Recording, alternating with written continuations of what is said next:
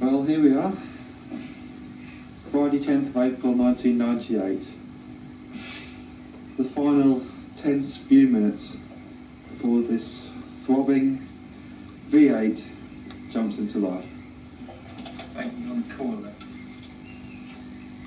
There's Dr. Milner bending over, as usual. Yeah.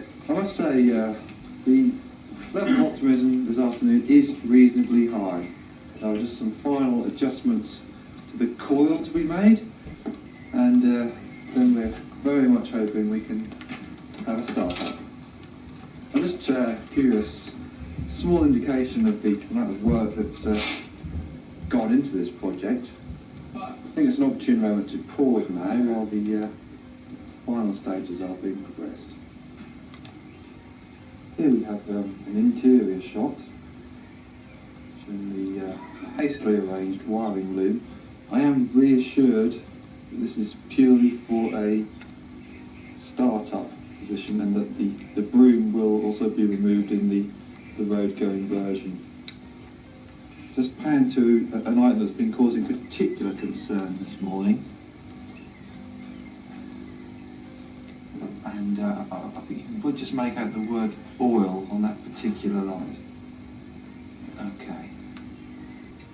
We're going to see the final adjustments being made to the coil.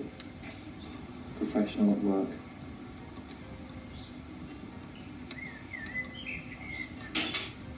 His hands, so many years experience. And these really are the final few seconds right in vain and start. Just wiring up the throttle linkage. Somewhat unconventional, but nevertheless. Yeah. We'll facilitate start this afternoon as opposed to 3 months' time. Doctor, do you have anything you'd like to say? Well, thanks for recording it with Okay. And, well, what more is there to be said really on a few words from the dead man, but this momentous occasion really does have us all kneeling before him. Just start it, Ben. Honestly, it'll go first turn. It'll start first. Wait, let me get clear. Ben, just stop fannying and start the bloody Can engine. you watch your light heart? Ready? Yeah.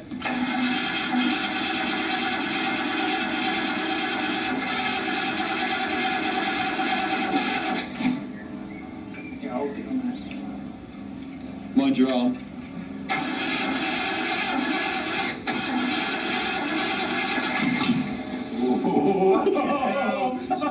That sounded meaty, didn't it? Need some throttle. Is that doing it when I do that? Yeah. Give it some bit of throttle. And now try again with the Swan Fiesta running to provide additional power to enable a quicker starter spin on the V8. Right, and we're now off again, having rescued Mark from a foggy swamp. Yeah. Alright, okay. Take us out of here. Right. You gotta pull that wire. No, I know. Let's try it then. What's your idle The speed? thing we don't get. You just be eaten by it.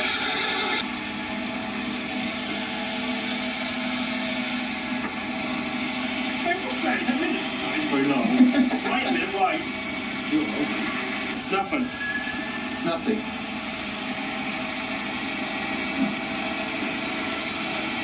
You sure you wired that coil up right? Will you have done? No, keep going. Nothing. Well, after much deliberation and the loss of about 3 or 4 hours this afternoon, the solution has finally been found. We believe, yes, by the assistant engineer, soon to be promoted to chief engineer.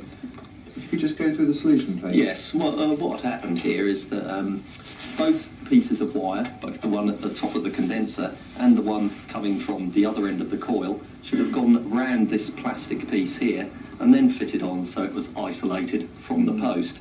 But pretty fundamental error there made by I think so. piece was, of course, secured here and could touch the post and had a constant route to earth, I see. rather than breaking the circuit here using the contact breakers. Right. Okay, could we now have a demonstration of the spark, please? Camera, is it all that? I believe we could. Using the simple temporary measure, we can... And there it is, a fat spark.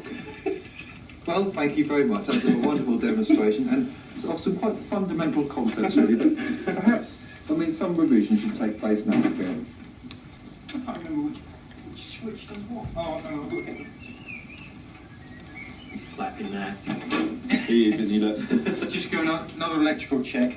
Check the fan's going to go. All right, well, this has been recording for 24 minutes, so I don't know how much battery's left. This is it, Ben. Bloody is, isn't it? Yeah.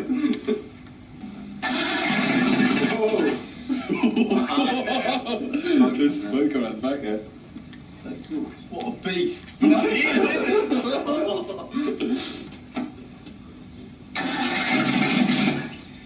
That's like an old Avro Lancaster, isn't it?